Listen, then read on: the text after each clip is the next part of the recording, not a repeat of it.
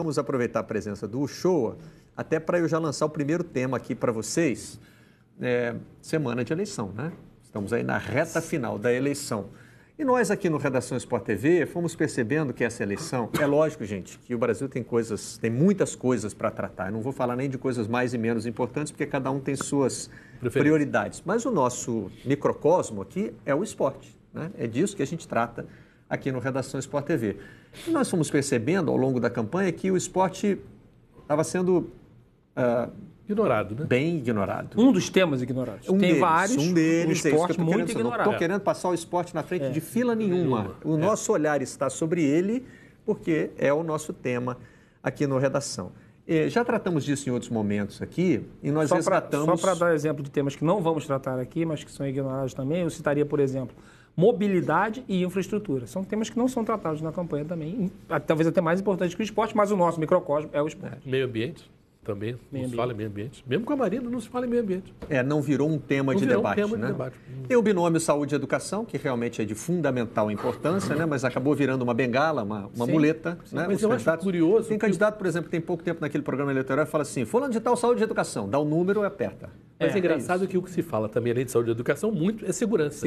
E segurança e educação estão muito perto de esporte. De esporte, exatamente. Quer dizer, em grande parte do que se fala sobre o uso do esporte no sentido positivo para uma juventude que não olha no horizonte e vê uma situação muito, muito difícil em termos de imaginar um futuro melhor, enfim, cercado de problemas e tiroteios e aquela coisa toda que a gente sabe, o esporte é uma solução e foi em vários países. E não se fala nisso. E saúde, né, Uchoa? E claro. O esporte de base, não estamos falando de esporte de alto rendimento, ele não vai resolver os problemas da saúde, mas existem vários números que mostram como, em países onde a prática de esporte é disseminada, alguns problemas de saúde diminuem. Claro. Né? E tem até estudos que fazem contas de quanto. Eu me lembro que uma vez, quando eu ainda estava em Londres, eu fiz uma reportagem sobre o uso daquelas bicicletas que agora tem também aqui no Brasil, enfim. Nas grandes cidades brasileiras, né, de compartilhamento de bicicletas. Exatamente. Aí eu estava fazendo uma reportagem sobre isso e cheguei a um número lá, uma conta, que eu não vou saber o número de cabeça agora, mas o governo inglês fazia uma conta de quanto economizava em libras de atendimento médico, porque as pessoas passaram aí ao trabalho de bicicleta. E aí as pessoas ficam mais saudáveis, vão menos ao médico, enfim, tem várias coisas. Você quer ver tem uma campanha nos Estados Unidos chamada Stay in School, né? Fique na escola. Fique na escola, que são os atletas, especialmente os atletas das 3 grandes ligas, especialmente do beisebol, do futebol americano e do basquete, que repetem esse mantra. Por quê? Porque o esporte está inserido no sistema educacional americano, né? Ele é completamente... Você chega na NBA, na NFL, via escola, universidade, várias etc. distorções, né? Não é o reino encantado que a gente não imagina, mas pelo menos existe o sistema. De jeito nenhum, tem um monte de questões, um monte de problemas. Mas, ao estar atrelado ao sistema educacional, você faz a ligação esporte e educação, que resolveria muito do problema de segurança nosso. Muito. E o negócio de saúde, eu estive na Islândia, né? A Islândia se classificou para a Copa do Mundo, primeira vez, a gente foi lá fazer reportagem sobre que maluquice esse de um país de 300 mil pessoas, cidadezinha chinfrim, né? Aqui no Brasil, 300 mil pessoas. Fora. Bem menor que o Juiz de Fora, em termos de população. Eles estavam com um problema muito sério de bebida, né? A juventude com um alcoolismo muito alto. O objetivo não era ir para a Copa, né, Uchoa? O responsável por esse projeto veio ao Brasil, deu uma palestra aqui. Eles passaram a usar o esporte para diminuir a taxa de alcoolismo de juventude. E deu certo. Quer dizer, tanta coisa, o esporte, não estamos falando de lazer, nem de graça, nem de diversão, que, aliás, é sensacional. Só por isso eu acho que já vale as pessoas se divertirem com o esporte, querer ter um brinquedo. Serem mais felizes, né?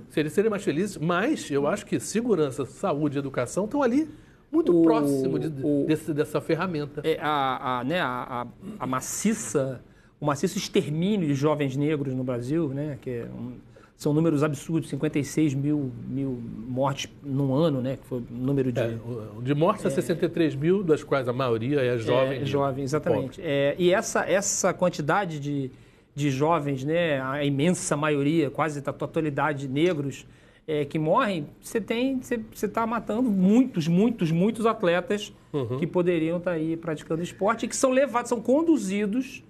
Que é outra questão que ninguém entende, que as pessoas não fazem isso porque preferem, eles são conduzidos a esse mundo que termina cedo, enfim.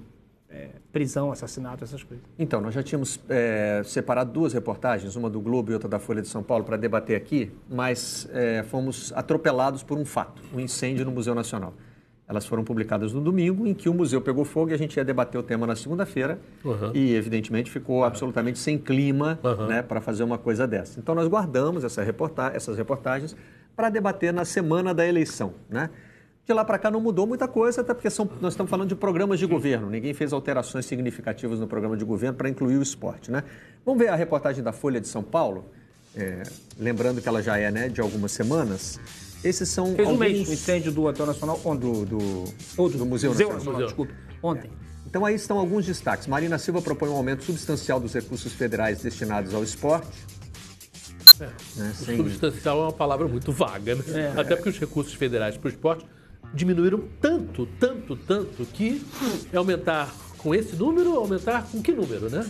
O PT tem como principal plataforma a criação de um sistema único do esporte, tanto que aí aparecia ainda sem rosto o candidato do PT, que não era oficialmente Fernando Haddad, né? O programa do PSOL, se não me engano, é o que tem mais menções ao esporte, é o que dedica mais espaço. O Ciro Gomes propõe implementação e qualificação do esporte nas escolas como ferramenta de entretenimento e amparo aos jovens estudantes.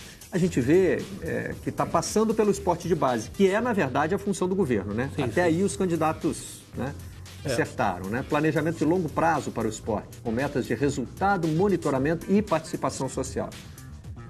O Alckmin a plataforma do Geraldo Alckmin, do PSDB, dá a entender que inclui também o esporte de alto rendimento. O monitoramento é para pescar atleta de alto rendimento, né? Mas o que chamou a nossa atenção foi que em vários projetos de governo, eu tinha lista, eu publiquei numa das minhas colunas do Globo. Aliás, uma coluna que saiu uma semana antes dessas reportagens. De uma lista de candidatos que não faziam menção ao esporte. Eu me lembro que João Amoedo publicou uma linha. Tem outro candidato que publicou só um parágrafo. Eu só não quero ser injusto e citar um candidato sem dizer o nome de todos. Mas eu posso achar aqui. E o Marcelo, quais são os candidatos que não fazem menção. E o esporte, quer dizer, as políticas de incentivo ao esporte estão incluídas no teto de gastos aprovado pelo atual governo, né, pelo governo do Michel Temer, que congela os investimentos pelos próximos 20 anos. Então, você tem essa questão ainda para o próximo presidente administrar. É uma decisão por conta de um ajuste fiscal, que aí esse governo achou necessário, conseguiu aprovar no Congresso esse teto de gastos e o investimento do esporte está incluído nele. Existe também uma questão muito que as pessoas não sabem muito, que quando a gente fala em esporte para a criançada, para a juventude, isso é obviamente ligado à escola. A verba do Ministério da Educação é infinitamente maior do que a do Ministério do Esporte. Sim. Quer dizer, o Ministério do Esporte não tem dinheiro para entrar nessa seara. O Ministério do Esporte encolheu de uma tal maneira que hoje, muito mal, consegue administrar ali o que existe de esporte de alto rendimento e mais uma coisa ou outra, assim, mas de certa maneira, quer dizer, essa proposta de você ampliar a participação das crianças, esse ficar na escola para, digamos assim, a criança que estuda de manhã, de tarde, fazer mais esporte e vice-versa, isso realmente precisaria de usar uma verba do Ministério da Educação, que tem, digamos assim, e tem a gestão, né, de todas as escolas. Isso também não está muito conversado, porque obviamente é muito fácil a gente ter ideias, né, mas no final das contas tudo depende de dinheiro. Né? E a prática de esporte ela está incluída no modelo ideal de educação, que é um modelo que, na verdade, chegou no Brasil pelo Rio de Janeiro lá nos anos 80, no governo do Leonel Brizola, que criou os CIEPs, né, que eram os Centros Integrados de Educação Pública, que mantinham as crianças na escola de manhã até o fim da tarde, e elas já iam para casa tendo almoçado e jantado, que é apenas para praticamente dormir em casa e voltar para a escola no dia seguinte de manhã. E a prática esportiva estava incluída nisso muito intensamente. Cada CIEP tinha um ginásio, tinha lugar para fazer. Ainda há CIEPs. Tinha piscina. O pessoal dos telespectadores do Rio de Janeiro vão lembrar que ainda tem CIEPs funcionando hoje no Estado, né? Mas esse projeto, como um programa de política pública, ele foi torpedeado, foi demolido pelos governos subsequentes no Rio de Janeiro, né? Inclusive o governo de um atual ministro do governo Temer, o Moreira Franco, foi governador do Rio de Janeiro, depois. E se dedicou especialmente a destruir o projeto dos CIEPs, e ele não se disseminou pelo Brasil, que era o fundamental, porque você não deixava as crianças na rua, né, na ociosidade, que, como se diz lá em Niterói, onde eu nasci, é cabeça vazia, oficina do diabo, né? No Rio de Janeiro teve um momento ali que certas coisas que o esporte tinha vingado, que a Vila Olímpica da Mangueira... Vila Olímpica da Mangueira, outro exemplo. Que era um exemplo de você encontrar uma solução de algo muito respeitado numa comunidade, que é a escola de samba, e usar aquilo como uma forma de também esporte de um lado, samba do outro, cultura, você trazer naturalmente a criança para o esporte ali. E num certo momento, as ideias existiram e os lugares existiram. E a Mangueira revelou, inclusive, atletas olímpicos. Vários atletas foram... Estaram até Jogos Olímpicos revelados. E não era o objetivo principal. Não era o objetivo principal. Uma coisa vem da outra. Aliás, as duas coisas se complementam, né? Porque o esporte de alto rendimento, ele vira o aspiracional do esporte de base. Lógico. Né? A criança quer praticar o esporte também porque ela mira lá num ídolo, ela quer ser aquele cara. Essa massificação acontece de maneira privada, praticamente, de maneira autóctone, na verdade, autônoma, no futebol. Sim. Porque todas as famílias no Brasil... O futebol é tão grande também, né? Botam os seus filhos, né, para jogar futebol. E no futebol tem um exemplo da necessidade dramática de investimento público nisso, que é o futebol feminino. Sim. Em que a gente tem, né, o talento mais uma vez consagrado da Marta, talvez a candidata a maior jogadora de futebol feminino de todos os tempos. Sim, a nossa Pelé. É a Pelé das mulheres. A Marta acaba de passar Cristiano Ronaldo e Messi no prêmio da FIFA. Mas ela acaba, entre outras coisas. Ela acaba virando aquela exceção que o Brasil encontra em outros esportes. A Marta é como o Guga. Sim. Do tênis, né? Porque é uma coisa que é um talento que explodiu e conseguiu prosperar, mas você não tem massificação, porque aí entra machismo no meio, enfim. Você tem outras questões da nossa sociedade. Que o Brasil é tão rico de produção de talento, né? É um país tão grande, tão diverso. Aqui tem tantos tipos físicos, tem a geografia é tão diferente, quer dizer, você tem tantas possibilidades de prática de esporte em tantos lugares que alguém acaba escapando desse sistema que é um sistema voltado para a incompetência, né? Um sistema voltado para não revelar ninguém. Não revelar. Mas sempre tem um que escapa. O Isaquias, esse final de que semana, remava lá na cidade dele. O Mundial de Canoagem daqui no Rio de Janeiro, usando a raia olímpica, né, que foi feita para a Olimpíada. E a Ana Sátila, a primeira medalha de ouro da história do Brasil no Mundial de Canoagem. Quer dizer, e você vê as condições dela, de onde é que ela surgiu, com as dificuldades que ela teve, enfim. Rema contra a correnteza, literalmente. Como o Isaquias também. O Isaquias é isso. O Isaquias, até para a mesma coluna, para uma coluna, para a mesma em que eu falo da questão dos candidatos a presidente, eu cito o caso da Islândia e cito o Isaquias. Ele ia parar de treinar, teve um projeto social na cidade dele, que é uma cidade que tem... na Bahia, né? Na Bahia. É uma cidade que, se não me engano, é uma cidade ribeirinha, por isso eles remavam, né? Tem um rio que passa lá. Então, normal que lá tivesse crianças já com alguma habilidade para canoagem. Aí teve um projeto social desenvolvido na região. Uma das prefeituras não apresentou os documentos necessários e o projeto quebrou. Aí o Isaquias ia desistir de treinar, mas ele parece que já era campeão sul-americano juvenil, se não me engano. Ele já tinha mostrado o talento. Os amigos fizeram uma vaquinha para juntar R$50 por mês, eu acho, para que ele pudesse parar de ajudar a mãe na feira, para ganhar R$1, R$2, puxando carrinho de outras pessoas. Era o dinheiro que ele ganhava para ajudar em casa. Essa vaquinha dos amigos deu nessa exceção. Deu no campeão olímpico, medalhista olímpico, 3 medalhas olímpicas. Na mesma edição, o primeiro atleta brasileiro a conseguir isso. E hoje já um multicampeão mundial. É uma coisa que o Brasil não tem em muitos esportes. E histórias como essa que você contou, é só trocar o nome e o esporte. Porque você vai ter por todos os esportes. É o cara que fura o bloqueio. Assim, é tanto talento que uma hora, né, alguém escapa. Mas né? Podia ser um monte. Se você massificasse, obviamente, o Isaquias teria competição, né? O que faria com que o nível dele fosse ainda melhor. E se você pensar, a gente sempre cita, até uma coisa que a gente vem conversando no carro, né, o show, que a gente sempre cita os exemplos top, né? Até mesmo no futebol a gente cita. Mas você tem você tem uma possibilidade enorme de, no nível intermediário, você ter uma vida ótima. Sim. Claro. O atleta da canoagem que for só disputar sul-americano, por exemplo, já vai ter uma vida super arrumada, entendeu? Assim, resolvida no sentido pessoal, entendeu?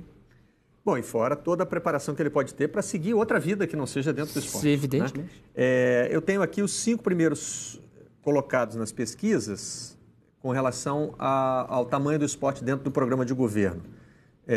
Deixa eu ver se eu lembro pela ordem da última pesquisa que saiu. Jair Bolsonaro, que é o líder, não faz menção ao esporte, é um dos que não fazem. Alguns candidatos menos votados também não têm nenhuma linha sobre o esporte. O Fernando Haddad, no programa do PT, tem 65 linhas, 2 páginas do programa são dedicadas ao esporte. Terceiro colocado, Ciro Gomes, 6 linhas dedicadas ao esporte. É um parágrafo do programa de governo. Você não vai saber, né? A extensão do programa de governo do Ciro Gomes, por exemplo. Ao tamanho, o que representa dentro do programa, seria uma boa comparação, mas não temos. Depois vem Geraldo Alckmin, né, nas pesquisas. Ele tem 3 páginas com 90 linhas dedicadas ao esporte. E a Marina Silva tem 1 página dedicada ao esporte com 26 linhas. Então, esse é o cenário dentro do universo dos primeiros colocados nas pesquisas. Entre os que têm pouca intenção de voto, eu me lembro, por exemplo, João Goulart Filho tem 0 menção ao esporte. Você vai achar outros candidatos que não têm. O João Amoedo tem 1 linha dedicada ao esporte. Então, porque, na verdade, que aí é um problema do perfil das nossas eleições, dos nossos candidatos. Quer dizer, o candidato, em vez de propor as ideias dele, ele vai atrás do que ele imagina ser o que o eleitorado quer e faz a partir daí o seu programa de governo. Então, assim, fala... como, por exemplo, agora o assunto que mobiliza as pessoas, e até absolutamente pertinente que seja assim, é a questão da segurança. Mas da segurança no sentido da repressão, de botar mais arma na mão das pessoas contra contra os criminosos, enfim, essa discussão muito alimentada pela intolerância.